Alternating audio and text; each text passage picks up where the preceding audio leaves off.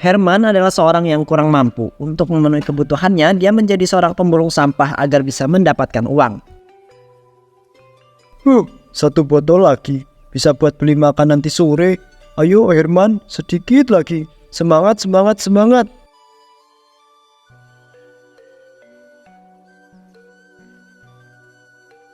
Tapi kalau dipikir-pikir yo, kenapa ya hidup orang itu bisa beruntung banget? Orang tuanya kaya dan hidupnya enak, nyaman, gak perlu kerja mulu kayak aku gini.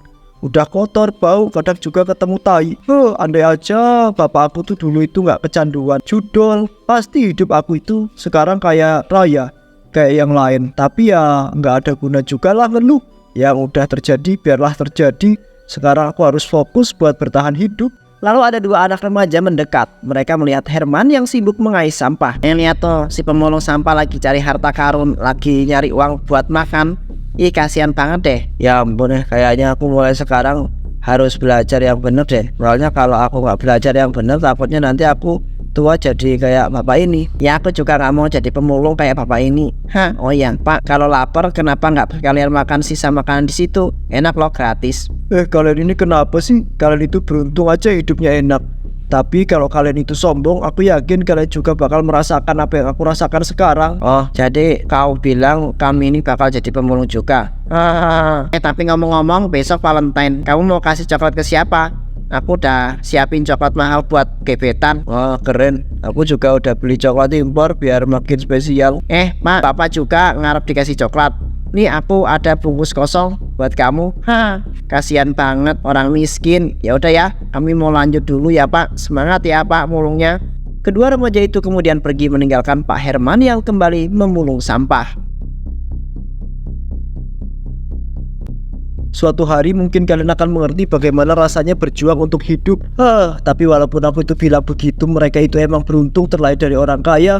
Mau aku kaya kayak manapun juga gak bisa apa-apa, tetap bakal jadi pemulung. Tadi juga mereka ngomongin tentang hari Valentine.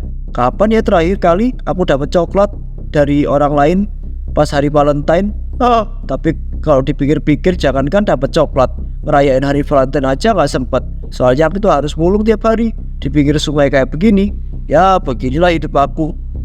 Tapi ngomong-ngomong, ini lumpur teksturnya mirip banget sama coklat ya. Tunggu, karena besok itu hari Valentine kan, pasti banyak orang yang nyari jual coklat ya. Soalnya mereka kan mau ngasih coklat. Gimana kalau aku itu ubah lumpur ini jadi coklat? Ya deh, daripada aku tuh mulung kayak begini, mending aku jualan coklat aja. Ya walaupun aku buatnya dari lumpur sih, tapi ya itu mah tergantung gimana pinter-pinternya aku menyamakan lumpur ini biar gak ketahuan. Ini pasti bisa berhasil. Ia mengambil ember plastik bekas dan mulai menyendok lumpur ke dalamnya.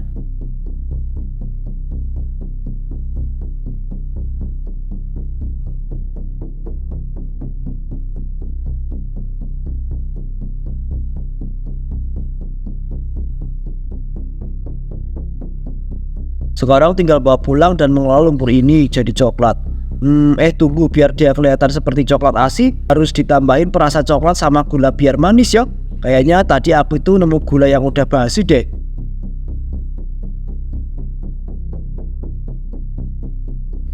Mana ya gulanya? Kayaknya tadi ada di sini deh. Nah ini dia gulanya. Ya udah keras sih, kayak gula batu. Tapi ya nanti kalau dimasak pakai air panas ya juga bakalan meleleh. Nah gulanya udah dapat sekarang, tinggal nyari perasa coklatnya. Kemana ya? Ada nggak ya di pembuangan sampah ini? Kalau nggak ada di sini ya mau nggak mau aku harus ngorbanin uang makan aku buat beli perasa coklat. Jangan sampai uang makan aku jadi korban. Aku nyari aja dulu deh. Aku nyari di pojok sana deh. Soalnya Pak Rahmati kan sering buang barang-barang grosir. Dia yang udah kadaluarsa ke sebelah sana. Mana ya? Ini susu basi. Yang ini snack basi. Yang ini malah sosis basi. Banyak banget barang-barang basinya. Mana yang perasa coklat basinya ya? Nah ini dia nih, akhirnya dapat juga deh. Mana dapatnya banyak lagi. Ambil aja semua biar stoknya itu banyak di rumah. Nah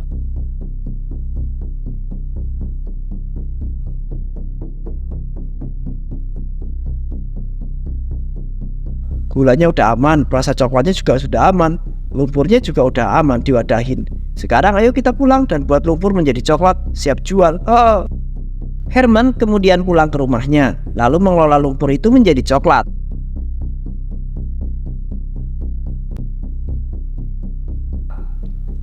Karena ini lumpur kayaknya nggak perlu dicuci deh. Nah, biar mau lumpurnya itu nggak terlalu kecium, campurin bubuk coklat dikit. Kayaknya ditambahin dikit lagi deh, biar warnanya lebih mirip kayak coklat.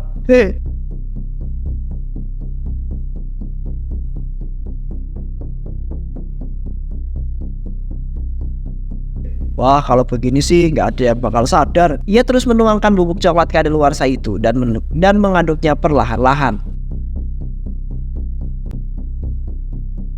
Oh, baunya udah pas nih, udah kayak coklat yang asli. Sekarang biar rasanya ada manis-manisnya, bukan rasa lumpur, sekarang masukin deh air gulanya. Nah, masukin terus diaduk-aduk-aduk biar manisnya berasa.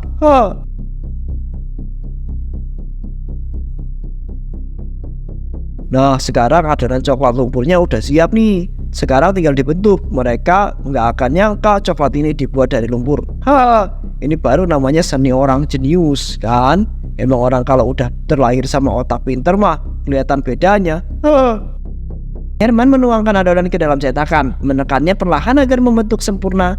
Beberapa saat kemudian, sempurna banget sama coklat asli. Ini dia coklat palsu yang sempurna yang pernah dibuat. Besok mereka nggak akan sadar apa yang mereka makan. Dia mengambil beberapa bungkus kertas bekas coklat mahal dari tempat sampah, membungkusnya dengan hati-hati. Nah, udah siap nih semuanya ini. Besok tinggal dijual deh. Besok dijual murah aja lah. Yang penting aku tuh bisa tetap dapat uang banyak. Lagian aku buat coklatnya ini kan nggak pakai model apa-apa. Soalnya kan coklat ini dari lumpur.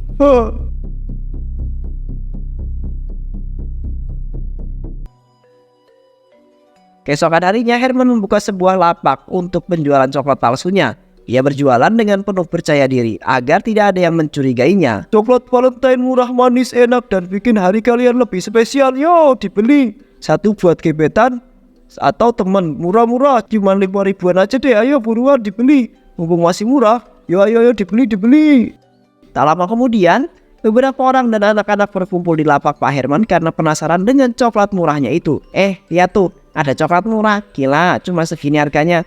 Biasanya coklat Valentine kan mahal banget. Ya nih, kita beli aja buat seru-seruan. Paling nggak kita bisa bilang ke teman-teman kalau kita itu juga dapat coklat Valentine. Seriusan ada coklat murah? Wah, aku juga mau beli, Pak. Ini asli kan? Kok bisa murah banget? Ya tentu saja asli dong, Mbak. Aku jual murah karena ini buatan sendiri. Masalah rasa mah nggak kalah sama coklat mahal, malah lebih enak. Coba aja kalau nggak percaya. Salah satu pelanggan mengambil satu dan langsung menggigitnya. Rasanya agak aneh sih. Ada yang beda gitu. Biasanya kalau makan coklat mah ada lembut-lembutnya di mulut, terus bakal meleleh juga. Tapi ini coklatnya kok keras ya. Tapi manis juga sih. Emang ini coklat apa, Pak? Oh, itu coklat impor, Mas. Jadi Mas itu dan Mbaknya emang belum terbiasa sama tekstur coklatnya. Kalau kalian tahu ya, di luar negeri itu tekstur coklat itu emang sedikit keras dan harus dikunyah. Beda sama coklat di Indonesia yang lembut dan meleleh di mulut. Gitu ya, Pak. Ya, walaupun rasanya aneh dan agak keras, tapi lumayan lah buat harga segini. Aku beli 2 deh, Pak. Dibungkus ya. Dibungkus yang cantik ya, Pak. Biar pacar aku itu suka.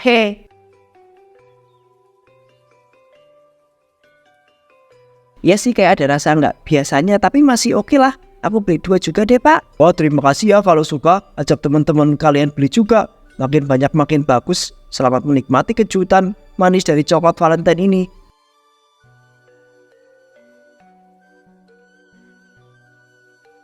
Nah, ini pesanannya, Mas.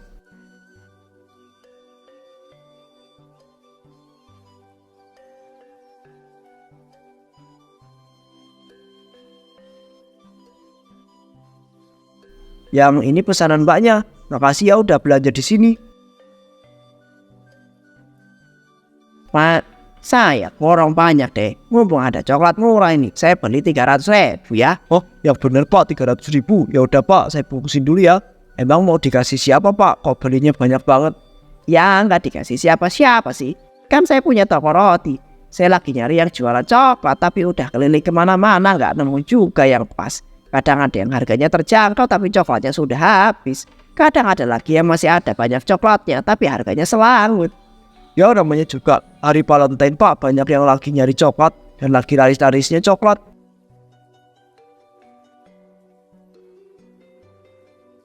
Ya udah ini Pak pesanannya, coklat 300.000. Makasih ya Pak.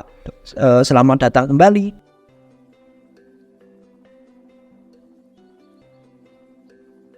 Nah, kalau coklat Bapak ini udah murah dan sisa banyak, makanya langsung saya borong. Ngomong-ngomong, boleh minta nomor HP-nya nggak Pak? Biar nanti kalau saya butuh coklat, saya bisa beli di Bapak aja, gimana? Oh iyalah, dia minta nomor HP. Jangankan nomor HP, HP-nya aja kagak ada. Anu Pak, saya nggak hafal nomor HP-nya. Tapi kalau mau pesan besok, kayaknya saya jualan di sini lagi deh. Bapak datang aja ya. Ah elah. Ya udah kalau begitu, oke deh. Kalau gitu saya pulang dulu ya Pak. Mari. Mari Pak. Oh.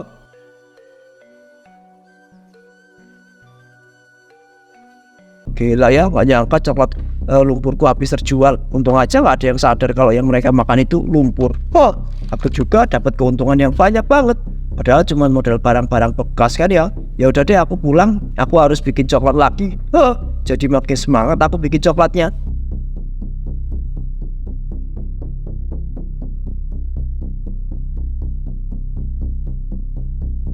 Banyak orang yang tergiur dengan harga murah dan membelinya tanpa curiga. Beberapa di antara langsung memakan coklat tersebut.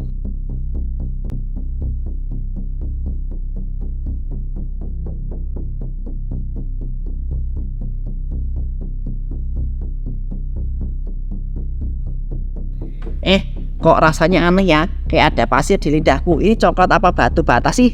Ya, aku juga merasakan yang sama. Ini beneran coklat gak sih? Kok ada pahit-pahitnya begini? Kalau kalian beli coklat di mana sih? Kok coklatnya bau gini sih? Kok kayak bau tanah campur air got? Hah? Apa? Bau tanah? Aku udah makan setengah. Aduh, gimana ini? Ntar aku sakit perut gimana? Astaga, serius. Aku gak bohong, pas aku mau makan terus coklatnya, pastinya makin lama makin gak enak. Di mulut aku udah kayak ada yang nempel gitu kayaknya. Ini bukan coklat deh.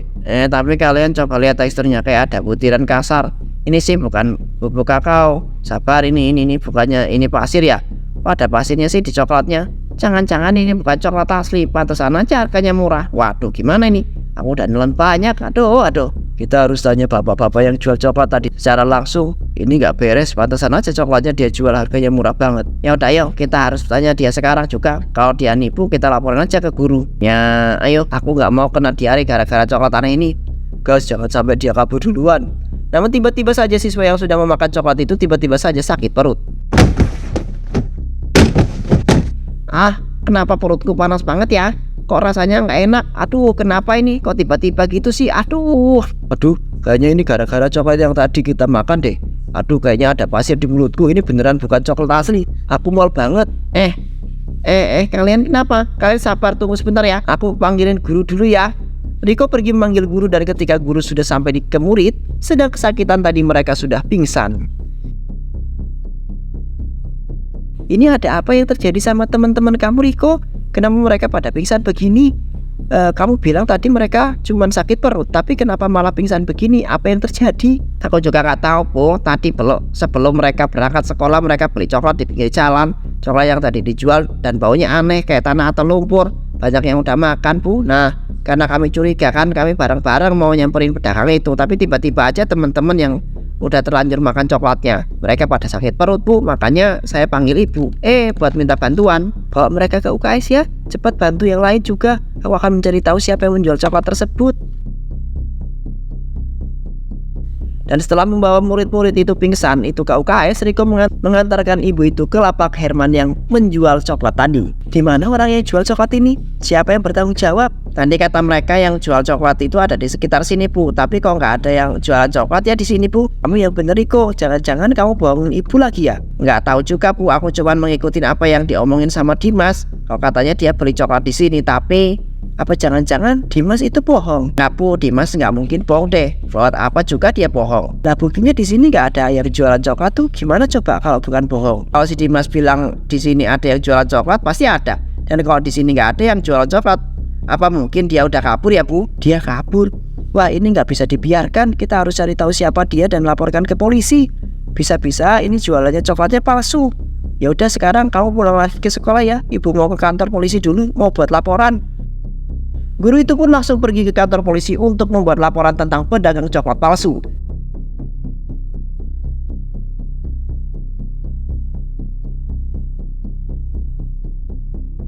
Rupanya Herman sudah pulang ke rumahnya karena semua coklat palsunya sudah habis keluar. Laris manis. Mereka semua makan coklatku tanpa curiga. Ini baru namanya bisnis, oke? Sekarang total berapa banyak nih keuntungan yang aku dapat dari jualan coklat palsu ini? 1, 2, 3, 4, 5 500. Gila. Ini mah lebih banyak dari yang kuduga. Aku bisa kaya dalam sekejap. Kalau begini terus mah, aku gak perlu hidup susah lagi. Tapi stok lumpurnya udah hampir habis. Ya walaupun stok perasa coklatnya masih banyak, kalau lumpurnya habis gimana? Bahan coklat palsu itu kan bahannya lumpur. Ya udah deh, aku nggak boleh santai. Aku harus produksi lebih banyak. Hari ini aku harus ngumpulin lumpur lebih banyak lagi. Keuntungan harus makin besar. Aku butuh lebih banyak bahan, lebih banyak adonan, lebih banyak pembeli.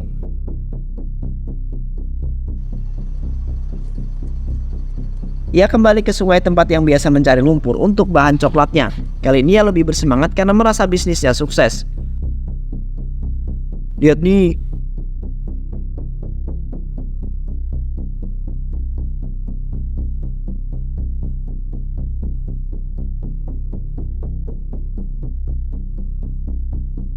Lihat ini hitam kental, teksturnya pas banget, mirip banget sama coklat asli. Mereka nggak bakal tahu bedanya. Apalagi kalau udah dicampur sama bubuk perasa coklat, sama dikasih gula yang banyak. Mana ada yang bakal sadar kalau yang mereka makan itu lumpur. Nah, bagus banget nih lumpurnya. Udah lembut, kenyal. Wah, ini lebih bagus lagi dari kemarin. Kali ini harus lebih banyak, 10 kali lipat deh. Uangku juga bakal 10 kali lipat. Aku harus bikin lebih banyak varian. Mungkin tambah aroma vanila atau sedikit pewarna biar makin meyakinkan. Wah, ini bakal jadi produk terbaikku. Besok pasti lebih banyak yang beli. Mereka gak bakal sadar apa yang mereka makan. Untung besar, hidup mewah. Saat mengambil lumpur, tanah di sekitar mulai terasa licin dan berlumpur. Tiba-tiba kakinya mulai tenggelam perlahan. Ia mencoba menarik dirinya keluar, tetapi semakin banyak ia bergerak, semakin ia tenggelam. Kok tanahnya aneh, lembek banget. Apa-apaan ini? Kok kakiku berat? Wait, sabar man, sabar, kalem. Oh, tenang Herman, mungkin cuma tanah lumpur biasa. Aku cukup tarik kaki keluar dan... Saat Herman mencoba menarik kakinya tapi malah semakin tenggelam. Sial, kok aku makin tenggelam sih? Aduh, gimana ini? Kok aku ini kayak kehisap gini sih? Tunggu, makin kehisap, jangan. Ini lumpur hisap. Waduh, aku harus keluar dari sini. Herman panik dan berteriak meminta tolong, tetapi tidak ada orang di sekitar. Dia tetap berusaha keluar dari lumpur itu. Namun, hal itu justru sia-sia saja. Aduh, gak mungkin. Begini aku gak boleh kalah sama lumpur. Tolong siapapun, tolong aku. Ini jebakan, aku gak bisa keluar. Tidak ada orang, tidak ada siapapun, aku sendiri. Aku harus bertahan. Herman terus mencoba bertahan selama berjam-jam. Namun akhirnya dia kehabisan tenaga dan... Tidak, aku nggak boleh mati di sini. Aku belum kaya, aku belum menikmati hasil kerja kerasku. Uangku, semua usahaku tidak. Aku tidak bisa berakhir seperti ini. Aku masih ingin hidup. Tidak. Lumpur itu terus menghisap Herman yang sudah tidak memiliki tenaga dan akhirnya Herman tenggelam sepenuhnya dalam lumpur, meninggalkan jejak terakhir dari keserakahan dan perbuatannya yang penuh dosa.